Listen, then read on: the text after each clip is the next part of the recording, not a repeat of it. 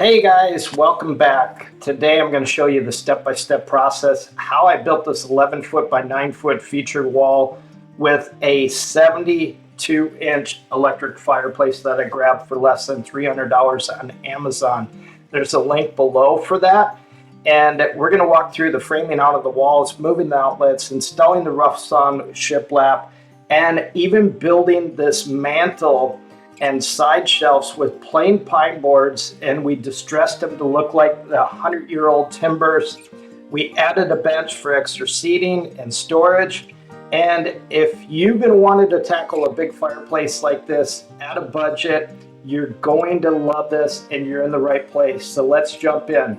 So before I even made a single cut, I sketched it out on the wall. Centering the fireplace was key, and also I had to plan for power because we needed power on the outside. We needed power for the fireplace itself, the TV. So always start with the layout and you'll save yourself a ton of headaches.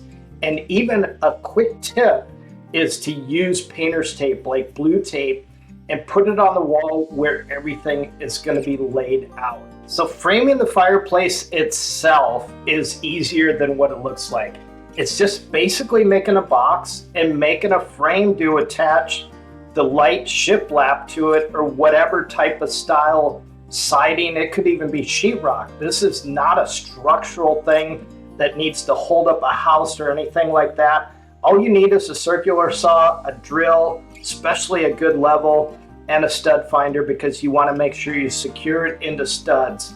And then the other thing is you're just building a simple box with 2x4s, and the depth will show you some different depths, but usually about 10 inches out from the wall. If you're doing a bench, then you need to bring that out further. But you just want to make sure everything's flush, level, and leaving that cavity to insert the fireplace. So all the dimensions are on Amazon or wherever you go buy that.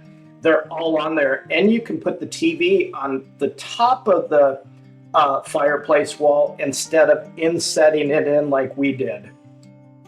Now this fireplace only weighs about 60 pounds, so the framing does not need to be crazy heavy duty, but it does need to be square. That's the key: square, level, plumb.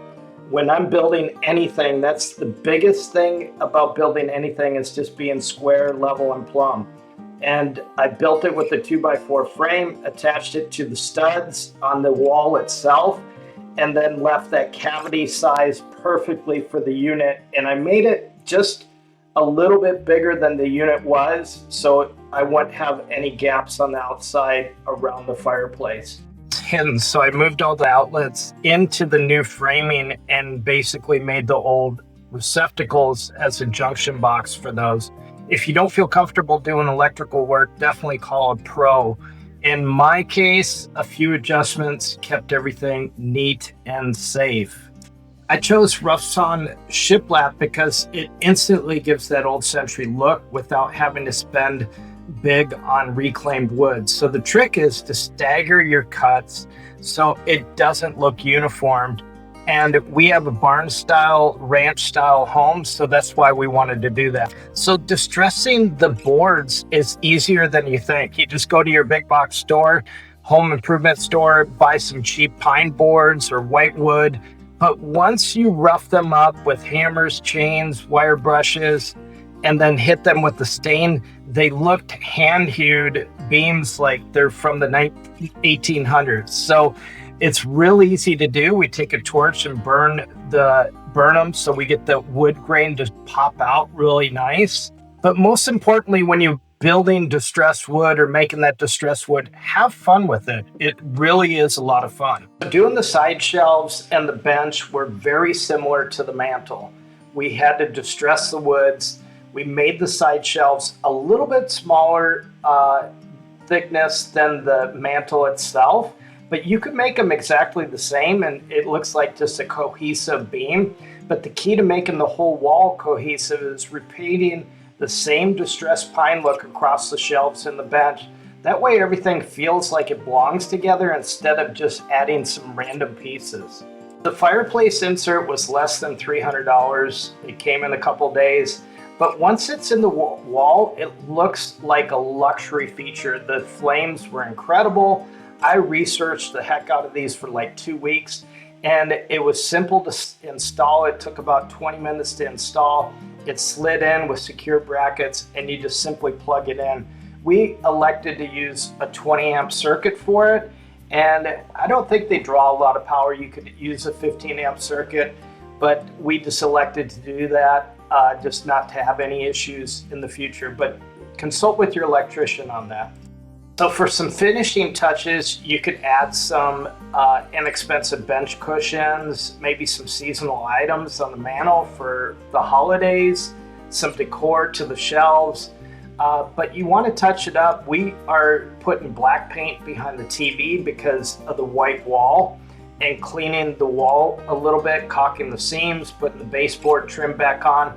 And here it is, our brand new fireplace wall, the shiplap, the distressed pine mantle, the built-in shelves, gorgeous 72-inch fireplace. It adds $1,000 to the room, and it makes it feel like a resort. And that's what our friends say every time they come over. It feels like we're at a resort. So not bad for a weekend project. I appreciate you guys watching. Smash that like button, hit that subscribe, and drop a comment below if you have any questions. I'm happy to help and answer within 24 hours. And if you're thinking about tackling this on your own, hopefully I gave you some solid game plan to get this going.